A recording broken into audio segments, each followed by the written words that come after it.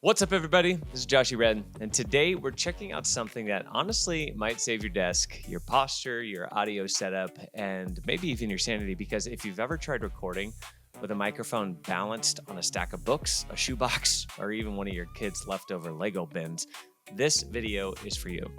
Today, we're talking about the InnoGear low-profile mic arm in white. And I mean, look, microphone boom arms are one of those things that people don't get too excited about until they actually use a good one.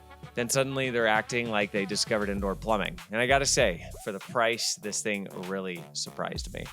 Now, before we jump in, quick disclosure. As an Amazon associate, I earn from qualifying purchases, so if you use the links below, I may earn a small commission at no extra cost to you. All right, let's get into it. So first impressions right out of the box. I mean, this thing looks pretty clean. And I mean clean, not cheap Amazon gaming setup clean. I mean modern desk setup, RGB lights in the background, pretending your room is a podcast studio kind of clean. The white finish especially looks awesome if you have a lighter setup with a white keyboard, white speakers, maybe even a white PC build. I love black and white contrast, so it blends in really nicely and doesn't scream about the cheapest mic arm online at 2 a.m. after watching one productivity video. And the low profile design is honestly the biggest reason I wanted to test this thing. Traditional boom arms are fine, but sometimes they look like a robot spider hanging over your monitor, ready to steal your lunch money. And especially if you're gaming, editing, streaming, or trying to keep your setup look pretty minimal, it's pretty intrusive. So this one stays low across the desk, which I personally like way more. Keeps your camera view cleaner too if you shoot content. And that matters a lot because nothing kills a clean video shot faster than a giant metal bars floating through the frame like you're filming from inside a construction site. Now, setup was actually really easy. And listen, I appreciate simple setups more than I used to. Once you become a dad or just get busy in life, your tolerance for some assembly required drops pretty dramatically. If I open a box and it looks like IKEA sent me a NASA satellite project, I'm already annoyed. But this, really straightforward. Clamp goes onto the desk securely, arms attach easily, adapters are included, boom, done. And that included adapter situation is actually a huge plus because microphone threading can be weirdly annoying. You buy a mic, then suddenly the thread size doesn't match and you're ordering another adapter, then another one, then somehow you own a drawer full of tiny metal rings and still can't mount your microphone. So it works with a ton of popular microphones. And that's another thing I really liked, compatibility. They specifically mentioned stuff like Blue Yeti, HyperX QuadCast, SoloCast, AT2020, Fifine AMA, K66, the K669B microphone. Basically, a lot of the mics regular creators actually use because not everybody's running a $1,400 studio microphone suspended from titanium cables in an acoustically treated bunker. And a lot of those microphones that are lesser expensive are actually really solid quality. I'm using a Comica one right now. Most people just want their setup to sound good for YouTube, Discord, streaming, Zoom calls, podcasts, gaming, or voiceovers, and this handles all that really well.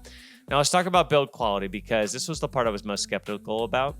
You know how some cheaper mic arms feel like they're held together by hope and tension springs? You move it one time and it sounds like shriek because of the spring, like an old pirate ship door opening during a thunderstorm. Well, this one actually, it feels pretty solid. The tension is pretty good. There's no springs, so you don't have to worry about that. The movement feels smooth and controlled. I'm using it right now. The rotation is smooth and the arm doesn't immediately sag under the weight of the microphone. Now that's important. There are some heavier mic setups that this doesn't do as well with, depending on how you have the positioning of the microphone. But nothing's more annoying than setting up your microphone perfectly only for it to start drooping downward and then over the next 10 minutes, it's kind of like it's falling asleep. So you start recording confident, then halfway through, your mic is basically interviewing your keyboard. The 360-degree rotation is nice too because you can position this thing pretty much however you want. Now for me personally, flexibility matters because my desk setup changes constantly. Some days I'm editing, some days I'm recording, some days I'm trying to hide from responsibilities by reorganizing cables for 3 hours, pretending it's productivity work. Yeah, that happens. So being able to swing the mic in and out of the way, like so, is actually really useful. And because it sits so low profile, it doesn't block your monitor nearly as much as taller boom arms do. So that's a huge win for gamers and editors, especially if you use multiple monitors. Now I have the benefit of using this big fat TV screen behind me as my monitor. So it works out, but it makes it so I have to put my microphone off to the side, not behind the desk. I've tested some boom arms where it feels like you're peeking around scaffolding just to see your timeline, but not this one. This one stays out of the way pretty nicely. So let's talk about cable management because yes, it matters. Nobody wants their setup looking like they're illegally siphoning electricity from the city grid. And this arm keeps things pretty tidy. While it doesn't have a dedicated feed for where you can put the cable, you can wrap the cable around it or you can just have it off to the side. And if you're posting content online, visuals matter. People absolutely judge setup quality with things like within 3 seconds. So you could have the greatest content in the world, but if your microphone cable looks like jungle vines hanging from your desk, people notice. They do. Y'all have made comments. So now in terms of stability, I tested it with heavier microphones. And honestly, it performs better than expected, but still if you're using something like a Shure SM7B or even the Rode Pod mic, they're pretty heavy. So obviously it's not designed for like gigantic studio broadcast setups with 40-pound weights, but for normal creators or podcast mics, gaming mics, things that are a little bit lighter, it's totally fine. It boasts a 3.3 pound.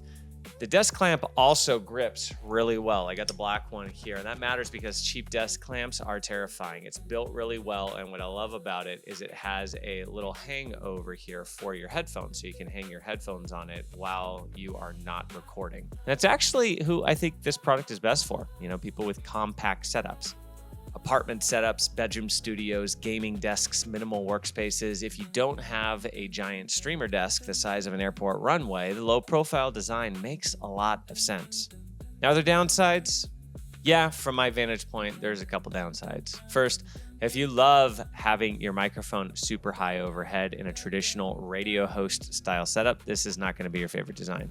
This arm is intentionally low profile. Final verdict, I actually like this thing quite a bit. It's practical, it's inexpensive, it looks clean, it's easy to set up, it's stable, it's got smooth movement, it's got good compatibility, and the low profile design genuinely makes setups feel more modern and less cluttered. Is it the fanciest mic arm ever made? No.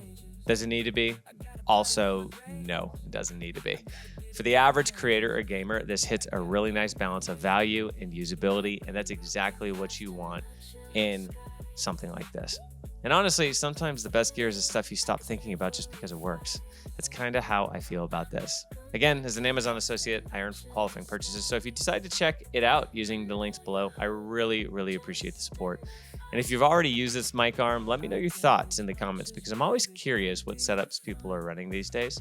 And I'm always open to looking at more gear. All right, everybody, that's going to do it for this one. Until next time, if you enjoyed the video, found it helpful, or just appreciated my emotional trauma from bad mic arms over the years, especially that squeaky spring on those other scissor arms, hit that like button, pound that subscribe button like you mean it, subscribe to the channel, and I'll catch you guys in the next one.